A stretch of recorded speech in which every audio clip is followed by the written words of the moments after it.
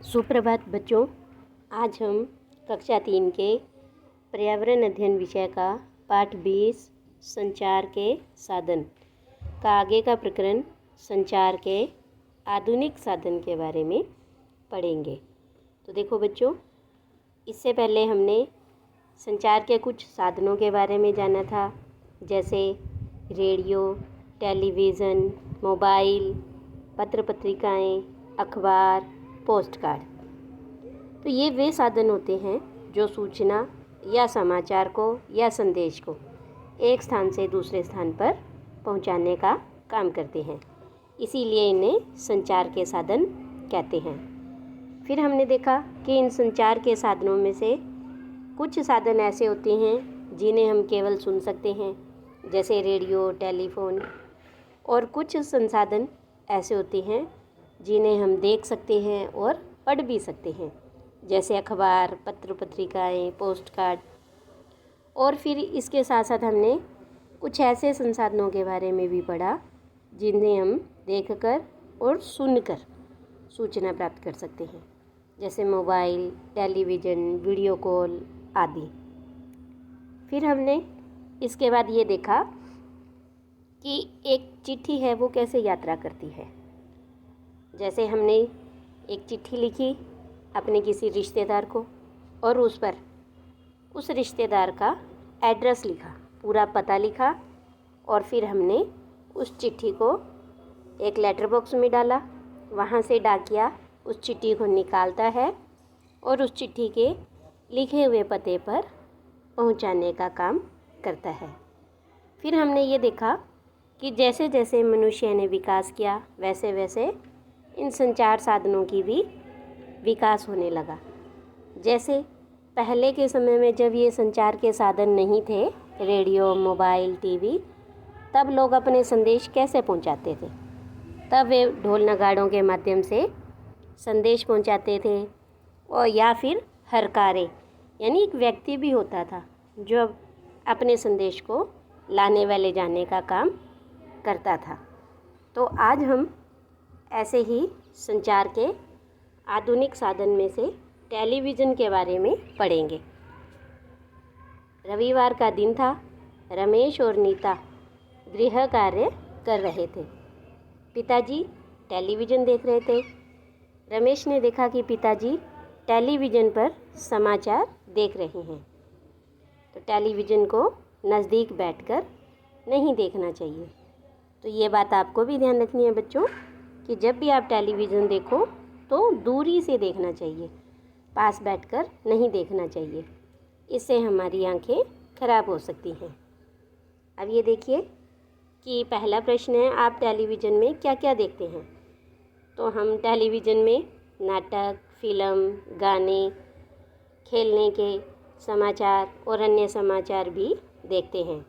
आप ये भी लिख सकते हो कि हम कार्टून भी देखते हैं। इसके बाद आपको टेलीविज़न से क्या क्या लाभ होते हैं? यदि हम टेलीविज़न देखते हैं तो हमें टेलीविज़न से देश विदेश के समाचार, घटनाएं और सूचनाएं आदि देखने को मिलती हैं। इसके बाद अब हम देखेंगे टेलीफोन और मोबाइल, ये भी आधुनिक संसाधन हैं संचार के। तो विद्यालय में रमेश ने देखा कि प्रधानाध्यापक जी मोबाइल पर बात कर रहे हैं। वे किसी शिक्षक से कह रहे थे कि कल तुम कक्षा में गणित विषय को पढ़ाओगे। तो मोबाइल से बातचीत के साथ साथ इंटरनेट का उपयोग भी करते हैं। तो मोबाइल एक ऐसा आधुनिक संचार साधन है जिससे हमारे कार्य बहुत ही शीघ्रता से होते हैं। हम घर बैठे किसी भी व्यक्ति से बात कर सकते हैं और उन्हें हम देख भी सकते हैं वीडियो कॉल के द्वारा। तो अब देखिए, इन्हीं से जुड़े नीचे कुछ प्रश्न हैं, पता कीजिए और बताइए कि आपके पड़ोस में किसी के यहाँ टेलीफोन हो तो उस पर अपने मित्र से बातचीत करके देखिए और उसे अपने अनुभव कक्षा में बताइए। तो आजकल तो हर घर में मोबाइल और टेलीफोन हैं, तो आप अपने मित्र से, रिश्तेदार से बात करते ही हैं, तो आप अपने साथियों को कक्षा में बताएं कि आपने उनसे कैसे बात की। इसके बाद देखिए, टेलीफ़ोन और मोबाइल किससे चलता है। तो देखिए बच्चों कि टेलीफ़ोन और मोबाइल है वो बिजली से चलता है, क्योंकि इनके अंदर जो बैटरी होती है वो बिजली से चार्ज करनी पड़ती है। इसके बाद आगे है कि आपके परिवार में कौन कौन मोबाइल का उपयोग करते हैं। तो देखो बच्चों कि आप ये लिख सकते हैं कि हमारे परिवार में घर के सभी बड़े सदस्य मोबाइल का उपयोग करते हैं। इसके बाद देखिए आगे है समाचार पत्र पत्रिकाएं, ये जो होती हैं वो खबरों का खजाना होती हैं। कैसे? देखिए, सर्दी का मौसम था। नीता के दादाजी सवेरे धूप में बैठकर अखबार पढ़ रहे थे। नीता ने दादाजी से पूछा, आप अखबार में क्या क्या पढ़ते हो? तब दादाजी ने नीता से कहा, देखो, मैं अलग अलग शहरों और गांवों की घटनाएं, सूचनाएं और खबर पढ़ता हूँ।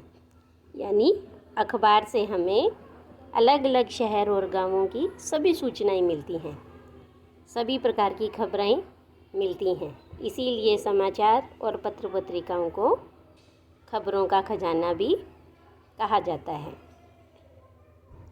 अब देखिए, इसी से जुड़े हुए कुछ प्रश्न हैं, पता कीजिए और बताइए।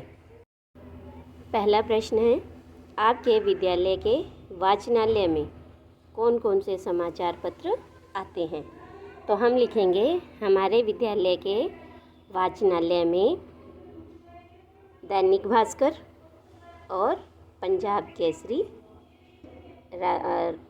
इसके अलावा राजस्थान पत्रिका आते हैं। तो इस तरह से आप ये लिख सकते हैं। इसके बाद दूसरा प्रश्न है, आपकी कक्षा में कौन कौन से साथी अखबार पढ़ते हैं? तो हम लिखेंगे कि हमारी कक्षा में कई साथी अखबार पढ़ते हैं। इसके बाद समाचार पत्र पत्रिकाओं में कौन कौन सी जानकारियों का पता चलता है?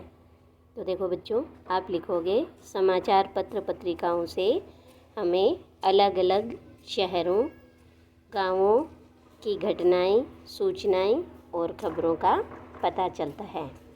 तो इस तरह से ये आपका पाठ पूरा होता है।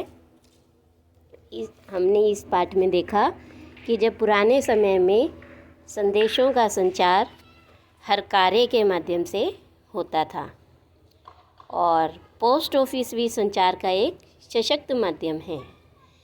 इसके अलावा हमने देखा कि telephone, mobile, internet, radio, television और पत्र पत्रिकाएं ये संचार के साधन हैं।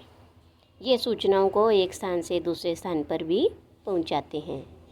फिर हमने ये भी देखा कि आधुनिक संचार के जो साधन हैं उनमें मोबाइल का उपयोग प्रतिदिन बढ़ रहा है और हमें समाचार पत्र व पत्रिकाएं नियमित रूप से पढ़नी चाहिए। आज के लिए इतना ही। धन्यवाद बच्चों।